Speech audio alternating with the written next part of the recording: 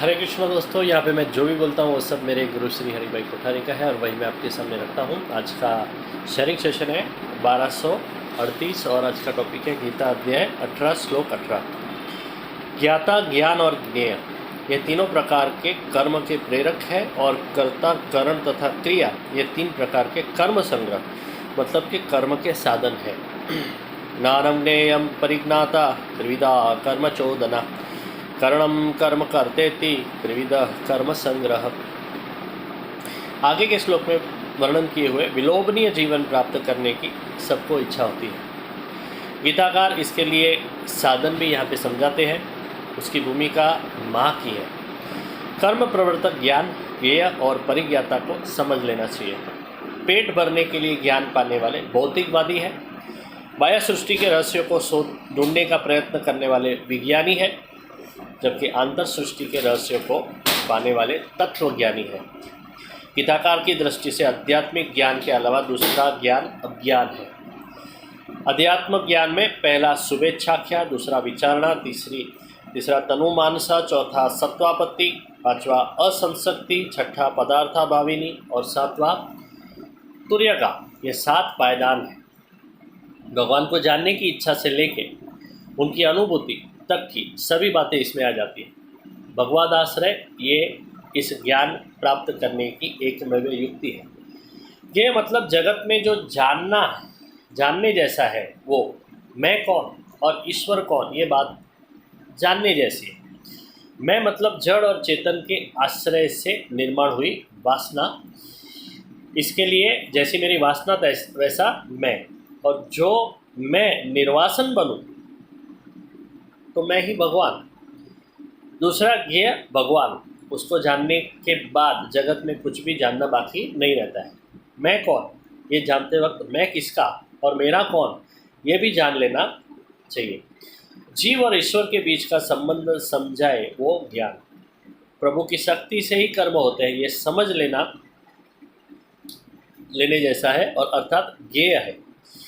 परिज्ञाता मतलब समझना, जानने वाला, समझने वाला, जानने वाला, पढ़ाने वाला। इसके लिए मनुष्य विनीत, जिज्ञासु और चिकीर्षु होना चाहिए। करण मतलब साधन पाने चाहिए, उसको वापरने की वृत्ति भी रखनी चाहिए। वैसे ये साधन स्वच्छ और विशुद्ध होने चाहिए। परिज्ञाता की परीक्षा हेतु के ऊपर से तय होती है। कर्म योजनाबद्ध और हेतु पुरस्सर होने चाहिए। देखा देखी से या किसी के दबाण से या अकस्मात हो गए कर्म पुण्य देते होंगे, लेकिन वो जीवन विकास नहीं करते हैं। तीसरी बात है कर्ता, वो भी सात्विक विचार का होना चाहिए। बुद्धि अच्छी है, मार्गदर्शक अच्छा है, लेकिन कर्ता भी अच्छा होना चाहिए। 5 सोना मोर में सारा घर भर देने की भीष्म की हुई परीक्षा में दुर्योधन ने घास से सारा घर भर दिया, जबकि युधिष्ठिर ने प्रकाश और वेद घोष से सारा घर भर दिया। धर्मराज युधिष्ठिर सात्विक और सफल कर्ता पुरवार हुए। कर्ता स्वतंत्र अर्थात स्व आत्मा के या तो परमात्मा के तंत्र मुजब चले वो। आत्म साक्षात्कार के लिए जो आत्म बलिदान self realisation through self sacrifice देने के लिए तत्पर हो, वही सात्विक करता। सारी दुनिया को मारने के बाद भी जो दोषित नहीं होता है वो। कल के श्लोक का पारण करके रखेंगे।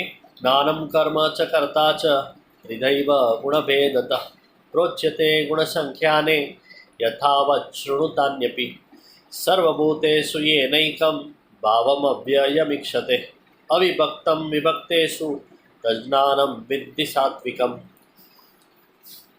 वसुदेवसुतं देवं कौसुचाणूर्णमर्दनं देवकी परमानन्दं कृष्णं वन्दे जगद्गुरुं। गुरुर्ब्रह्मा गुरुर्विष्णु गुरुर्देवो महेश्वरः गुरुर्साक्षात् परब्रह्म तस्मै श्री गुरुवे नमः।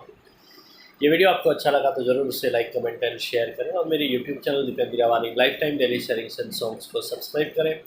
रोज़ ऐसा अच्छा और ज़रूरी शुद्ध है। Thank you very much. Good night. Hare Krishna.